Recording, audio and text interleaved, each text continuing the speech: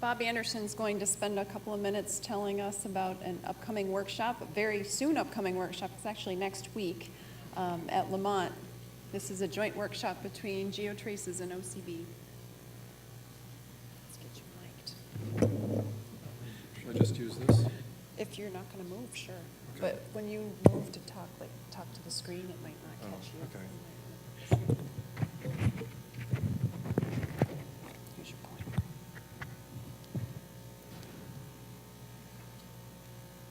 Okay.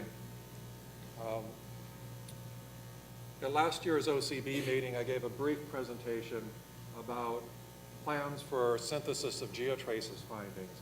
I want to take advantage of this meeting to give you a very brief update. I think most of you are familiar with GeoTraces, but those who are new to the program, it's an international study of the marine biogeochemical cycles of trace elements and their isotopes. It's been underway for a few years, and now we're to the point of synthesizing the findings. As Heather mentioned, one of the components of the synthesis will take place next week, and I'll come back to that in a moment. But you might be asking, why should we have a synthesis workshop, or why should we have a synthesis phase of a program like GeoTraces? And if I were to take one figure to illustrate why we need a synthesis of GeoTraces findings, I would use this. I'm sure you're all familiar with this because this is in the last month's issue of the OCB newsletter. It's an article by Alessandro Tagliabue. I encourage you all to look at it. This is a summary of the results of the first iron model intercomparison experiment. This is a case where different ocean modeling groups around the world in each case took their understanding of the global biogeochemical cycle of iron, coded it into a model, and reported some of the basic features of the iron cycle. And plotted on the x-axis, the y-axis here, is the total input of iron to the ocean. The first thing you'll notice is that the total bar height is equal to the amount of iron going into the ocean each year in each of these models, and it spans a range of 2 orders of magnitude. Not only does the community not know how much iron is going into the ocean to within a factor of 100, the partitioning of it between sediments in orange, or dust in blue, or hydrothermal in this olive color also varies enormously. Okay? We are just now getting to the point of having enough data to answer questions like how much iron is going into the ocean. Now, each of these models tunes the internal cycling to try to match the global average observed iron concentration. So if you take the global inventory of iron in the ocean, divide it by the input, you get the residence time. So all of these models vary over 2 orders of magnitude in terms of their residence time of iron in the ocean, just inverse of the pattern shown here. So again, the internal cycling of iron in the ocean, just like the supply from outside the ocean, is not known very well at all. We now have sufficient data we can start to address this. This is due to the GeoTraces program. This is a map that's on the GeoTraces website. It shows the plan for the global survey of the oceans by GeoTraces. The cruise tracks that have been completed are in yellow.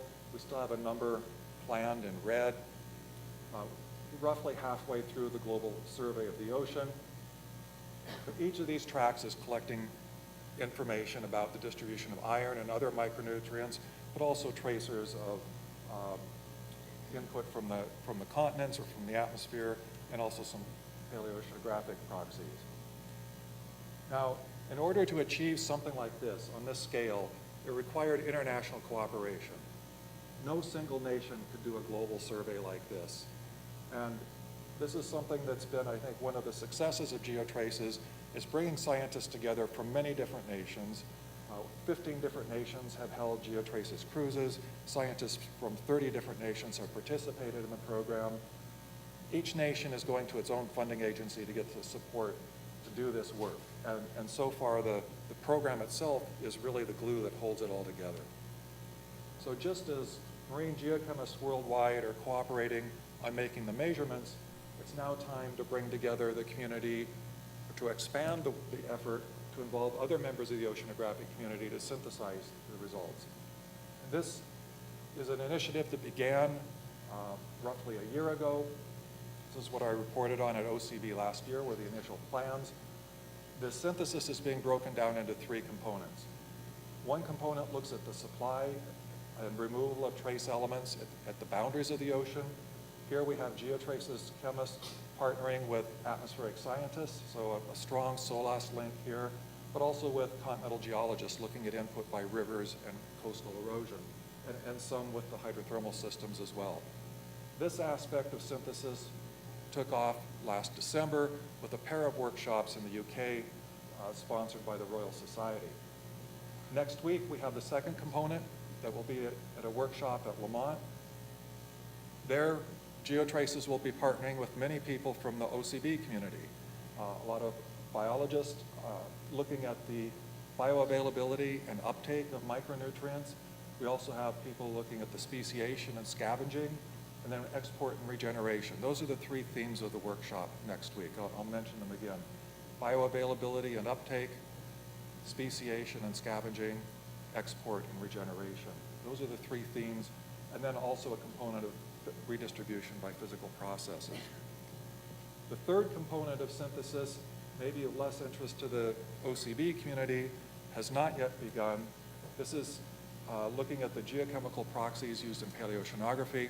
This will begin with a special session at the Open Science Conference of Pages in Zaragoza, Spain, next May. And we have a proposal into Pages to jointly host a workshop on the synthesis of geochemical proxies in 2018. So those would be the three components of synthesis. When I put this together, I thought that I had planned to use a PowerPoint presentation, but since I'm doing this on a PC, I decided to be safe and put it on a PDF, but I can't click on the URL and go to the website. So I don't have the date on here, but it starts first thing Monday morning. The plenary talks will be Monday, and all day Monday and Tuesday morning. If you go, you can access this if you want to copy this down, or just go to the OCB homepage. The menu on the right-hand side of the OCB homepage will, now you have to scroll down a bit, will take you to the website for this workshop. You can go there, look at the agenda, see if there are talks you want to see. Then you can move over on the top menu to webcast, click there, and log in and view any of the presentations you might be interested in. The plenary talks and the plenary discussions will be webcast. Most of the workshop will involve working groups, so those will not be webcast. The working groups are the real power of this workshop. The speakers will be challenging the participants to think about these uncertainties, going back again to this slide, to think about what we need to do to reduce this range of uncertainty from 2 orders of magnitude to, say, at least a factor of 2. I think that's pretty ambitious, but this is what we need to do, because for those of you who are relying on a model to feed an ecosystem in your model with iron, I would just say hang on for a few years, because we're not there yet, okay? We cannot rely on a model of that global iron cycle to tell us how the ecosystem is getting its iron, because right now they don't agree. I think we have the data, we have the expertise, and I'm hoping that this series of synthesis workshops will get the community going, working together to identify what we need to do to reduce the range of not error bars, I think of these as error bars, to a very small range, and so that those of you more interested in the ecology or the ecological impacts of micronutrients will have a much more robust and reliable source to call upon. So this is what we're doing next week. Again, you can go directly to the workshop webpage, hosted here jointly with OCB, but it's a real partnership between Geotraces and OCB, and I especially want to thank Heather and Mary, because they've been putting an enormous amount of work into this workshop. At the same time, they've been taking care of all of you here this week. So this has been a great benefit to partner with them. If you have a question, I suppose we might have a minute, but I know you all want to get to lunch. Okay, so Heather says I could take a question or two if anyone has one.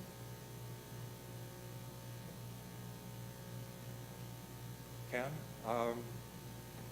Let's see if I can. There are quite a few speakers and working group chairs here in the audience. I'm not going to try to identify them because I might miss them, but if I can't answer a question, I know who to call on for help. Ken Johnson. And so the iron flux figure is incredibly depressing, but I just want to say something positive, right? And GeoTraces has brought, if you showed the iron concentrations, then 20 years ago, the iron concentrations would look like that, but GeoTraces has accomplished a tremendous amount, and you guys are doing iron isotopes and stuff. It's just incredible. And so I want to compliment you rather than, that kind of leaves kind of a bad taste. But they're a long ways, and I think you've done a great job, and, you're going to fix that. I believe we are. I'm really optimistic. I think within a few years of actually working with this global data set that's being generated, we can, if not bring this down to a factor of 2, really condense the range of estimates of both the supply from outside the ocean, but also the processes that redistribute iron within the ocean. Everybody's hungry, so am I.